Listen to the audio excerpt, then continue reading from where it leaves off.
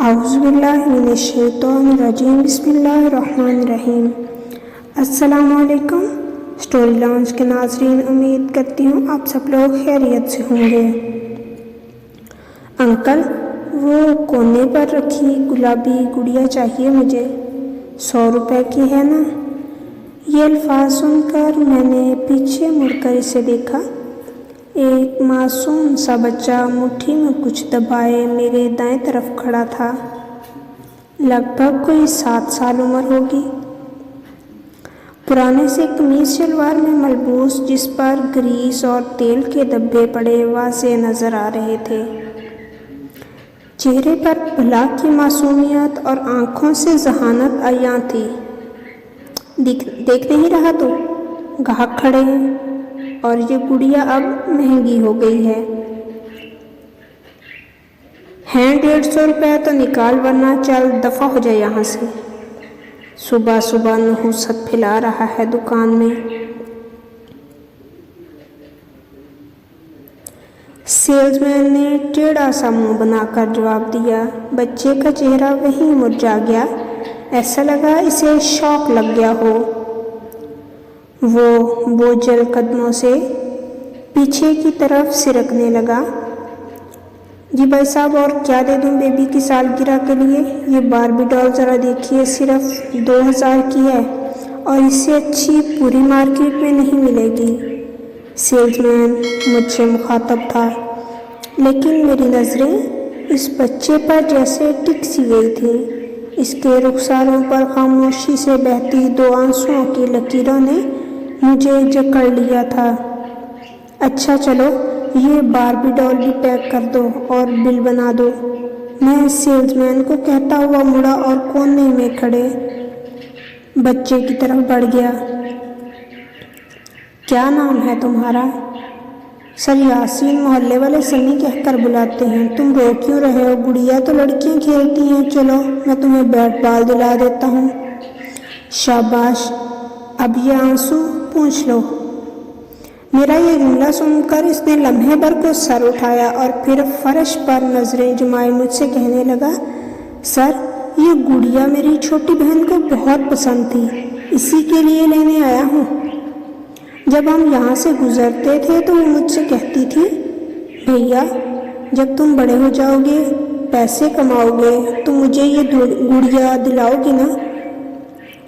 مجھے اس کی معصوم زبان سے چھوٹی بہن نہ جانے کیوں بہت اچھا لگا۔ اس کے لہجے میں اپنی بہن کے لیے محبت تھی کہ انگلی چلی آ رہی تھی۔ اچھا تو یہ بات ہے، تم اپنی چھوٹی بہن کے لیے وہ گلابی گڑیا خریدنے آئے ہو؟ مگر 50 روپے تو اب بھی کم ہے تمہارے پاس۔ یہ 100 روپے تم نے خود جمع کیے ہیں؟ نہیں سر، میرے پاس بلا پیسے کیسے آئیں گے؟ ورکشاپ والا استاد میری پوری دہاڑی ابا کے حوالے کر دیتا ہے، میرے ہاتھ میں پیسے تھوڑی دیتا ہے۔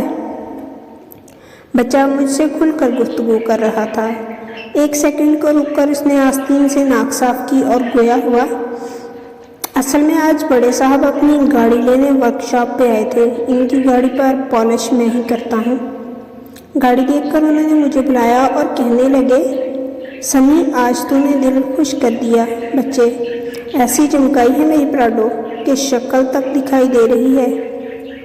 بھائی واہ، یہ لے 100 روپے تیرا انعام، اور سن، استاد کو نہیں بتانا، ورنہ تیری دہاڑی کے ساتھ یہ بخشش بھی تیرے نشئی باپ کے حوالے کر دے گا۔ آج صاحب کا موڈ شاید بہت اچھا تھا اور میں نے بھی چپ چاپ نوٹ جیب میں ڈال لیا۔ مجھے اس کے کپڑے دیکھ کر اندازہ تو ہو گیا تھا، پر اس کی زبانی سن کر دکھ ہوا کہ اتنا چھوٹا سا بچہ اسکول جانے کی بجائے ورکشاپ پر کام کرتا ہے۔ پر سر جی، ابھی پچھلے ہفتے ہی اس گڑیا کے دام پوچھ کر گیا تھا، دکان والے انکل نے 100 روپے بتائے تھے، آج کہتے ہیں 150 روپے نکالو۔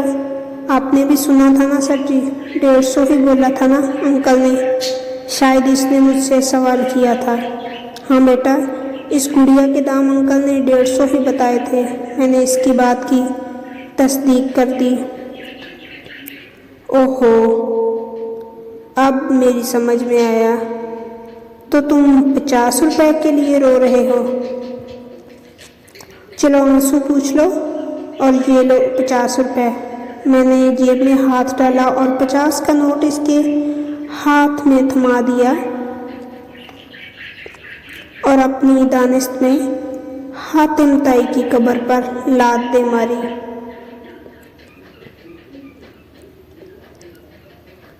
اچھا، یہ تو بتاؤ، تمہاری چھوٹی بہن کہاں ہے؟ وہ کیوں نہیں آئی اپنی گڑیا لینے؟ میں نے تجسس کے مارے فوراً ہی اگلا سوال داغا۔ وہ کیسے آ سکتی ہے؟ وہ تو اللہ میاں کے پاس رہنے چلی گئی ہے، اور اماں کہتی ہیں جو اللہ میاں کے پاس چلا جاتا ہے وہ کبھی واپس نہیں آتا۔ اللہ میاں اتنا پیار جو کرتے ہیں، خیال رکھتے ہیں، شاید اسی لیے۔ کیا؟ میری مسکراہٹ غائب ہو چکی تھی۔ مجھے ایسا لگا جیسے اس بچے نے بھرے بازار میں مجھے تماچا رسید کر دیا ہو۔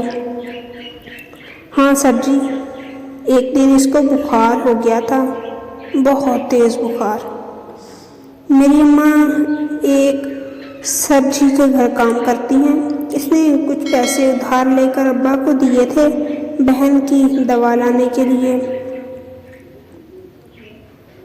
ساری رات ہم انتظار کرتے رہے، پر ابا دوا لے کر نہیں آیا۔ پھر مجھے تو نیند آ گئی۔ اماں کے زور زور سے رونے کی آواز سے آنکھ کھلی تو دیکھا پڑوس والے غفور چاچا اور چاچی اماں کے ساتھ ہی کھڑے میری چھوٹی بہن سکون سے سو رہی تھی۔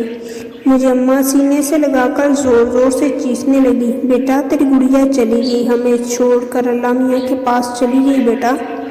غفور چاچا بھی بہت غصے میں تھے، کہہ رہے تھے آنے دے آج تیرے باپ کو، اس کمینے کو گھر میں نہیں گھسنے دوں گا۔ معصوم بچی کو اپنے نشے کی بھیڑ چڑھا دیا سالے نے۔ مجھے اپنی آواز حلق میں پھنسی محسوس ہو رہی تھی۔ میری سمجھ میں نہیں آیا میں اس سے اب کیا کہوں۔ بیٹا تو یہ گڑیا اب کس کو دو گے؟ اپنی اماں کو دوں گا بی بی جی، اسی کے ہاتھ بھجواؤں گا اور کیا۔ میرا ابا کہتا ہے تیری ماں بھی اب اللہ میاں کے پاس جانے والی ہے، سارا دن خون تھوکتی رہتی ہے، صدا کی بیمار جو ہے، ہڈ حرام سے کوئی کام بھی نہیں ہوتا، اس سے اچھی تو وہ سکینہ ہے، پورا دن گھروں میں کام کرتی ہے، بیوہ ہے اور پورے 8,000 مہینے کا کماتی ہے۔ میرے نشے کا خرچہ تو اٹھا ہی لے گی اور روٹی کا خرچہ تیری دہاڑی سے پورا ہو جائے گا۔ اچھا سر جی، اب میں چلتا ہوں، میری چھوٹی بہن گڑیا کا انتظار کر رہی ہوگی، کہیں دیر نہ ہو جائے اور اماں بھی اللہ میاں کے پاس چلی جائے۔ میں دم سادے اس کی کہانی سن رہا تھا، اس کے الفاظ بم بن کر میری سماعت پر گر رہے تھے۔ میرے گھر پہنچنے سے پہلے ہی اگر اماں بھی چلی گئی تو یہ گڑیا میری چھوٹی بہن کو کون پہنچائے گا؟ آپ بہت اچھے ہیں سر جی، اور اللہ آپ کو بہت دے گا۔ یہ الفاظ ادا کر کے وہ کاؤنٹر کی طرف بڑھ گیا اور اس کی آواز سناٹے میں گونجنے لگی، انکل دیکھو پورے 150 روپے ہیں اب میرے پاس، یہ گلابی گڑیا جلدی سے دے دو، اور ہاں ایک اچھے سے تھیلے میں ڈال کر دینا، بہت دور بھیجنا ہے اسے، جلدی کرو انکل، کہیں اور دیر نہ ہو جائے۔ اللہ کے امان میں، خدا حافظ۔